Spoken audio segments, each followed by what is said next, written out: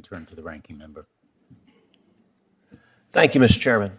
I want to start with a question for each of the 5 witnesses. In your judgment, are voter ID laws racist? Professor Tolson. Thank you for that question. So it depends. One thing we have to stop doing is treating all voter ID laws as the same. Okay, so your answer, I want to move quickly, so it depends is your answer? Yes, that's my answer. Okay, so what voter ID laws are racist? Apologies, Mr. Cruz, your state of Texas, perhaps? Okay, so you think the entire state of Texas is racist. What about requiring an ID to vote is racist? So I think, sir, that's pretty reductive. I'm not saying the entire state of Texas is racist. You just said my state of Texas, so you tell me, what about the Texas voter ID laws is racist? So the fact that the voter ID law was put into place to diminish the political power of Latinos with racist intent and had been found to have racist intent. You're asserting that. What's your evidence for that? The federal district court that first resolved the constitutionality of Texas's voter ID law. Okay, so your view is voter ID laws are racist. How about you, Mr. Yang? I agree with Professor Tolson. Voter ID laws can be racist. Okay, that's 2. Mr. Science? There are some voter ID laws that are racially discriminatory in intent.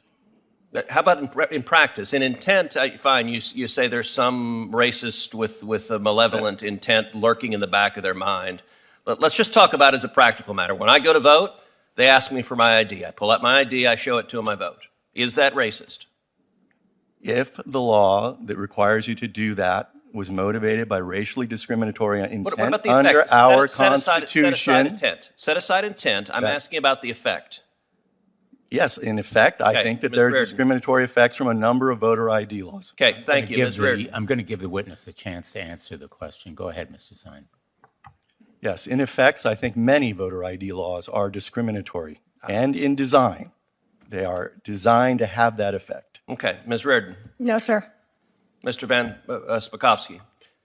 No, particularly because every single state that has passed an ID law has put in a provision to provide a free ID to anyone who doesn't have one. The turnout numbers show it has no effect, and I would remind everyone that the current version of the Texas voter ID law for in-person voting, the Obama administration agreed in court, in a court filing, that they were satisfied with it and that it was not discriminatory. You know, I have to say this range of question actually shows the wildly partisan nature of the Democrats' proposal. The record should reflect all 3 of the Democratic witnesses invited by the chairman maintained to this committee that voter ID laws can be, in many instances, in most instances, I think of the various ways they formulated, are racist. So let me tell you who disagrees with that.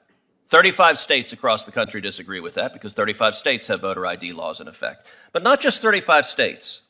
81% of voters in America disagree with the radical views proposed by the Democrats and the Democratic witnesses. Not just 81% of Americans. 77% of black voters in America support voter ID laws. 78% of Hispanic voters in America support voter ID laws.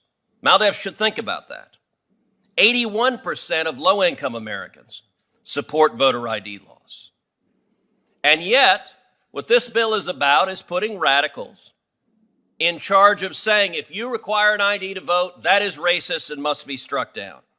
This is all about partisan power. Now, DOJ has also said, under the Biden administration, that it is not going to presume that that a state acts lawfully if it simply returns to pre-COVID voting laws. Ms. Reardon, Mr. Van Spakovsky, what does that tell you if they say after a pandemic, if you go back to the laws that existed before, DOJ is not going to assume that that's okay? What does that tell you about the partisan nature of DOJ? By issuing the guidance that they did, it says to me that what they would like to do is make permanent the emergency procedures that were instituted by many states through litigation by the DNC throughout the country prior to the 2020 election. And they would like those to be permanent. And so rather than understand that they are temporary, they are going to go after states that design to go back to their original election procedures. Well, and I think they also think Democrats did well under those emergency procedures, and so keeping those emergency procedures in place will predictably benefit Democrats. You know, I would note, in addition to disagreeing with the vast majority of the American people, the Democratic witnesses and the Democrats here also disagree with the United States Supreme Court. When I was the Solicitor General of Texas, I represented a coalition of states defending Indiana's voter ID law. Before the U.S. Supreme Court, a group of plaintiffs challenged that. It went to the Supreme Court, and the Supreme Court, by a vote of 6-3, upheld Indiana's voter ID law. Not only did they do so, Justice John Paul Stevens, one of the lions of the left, wrote the majority opinion where he said voter ID laws protect the integrity of elections. And yet, sadly, too many Democrats today don't want to protect the integrity of elections. And I've got to say, there is a view, particularly from Northeastern Democrats, that they look down on the rest of the country as a bunch of bigots and overalls, their Southern cousins who are too oafish to be as enlightened as they are.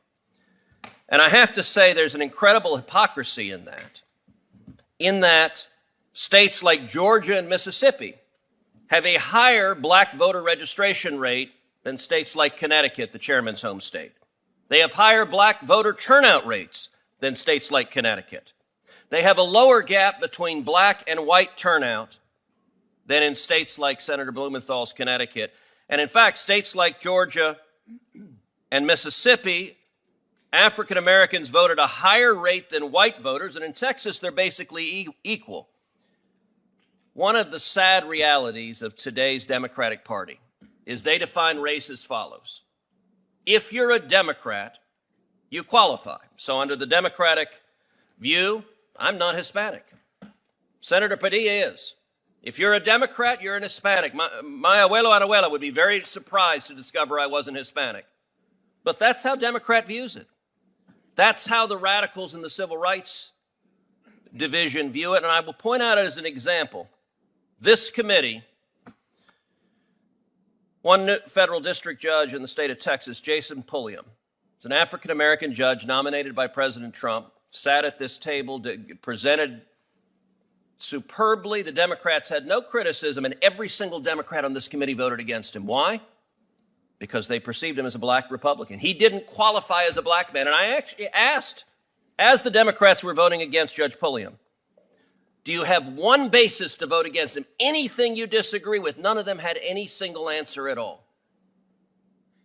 This hearing's about one thing. It's about power, and it's about ensuring Democrats stay in power. That's cynical, and it's at the expense of democracy and the right of voters to express their will through free and fair elections. I'm going to ask my questions now and just begin by saying this hearing has nothing to do with any geographic discrimination, any idea that one state or another is oafish.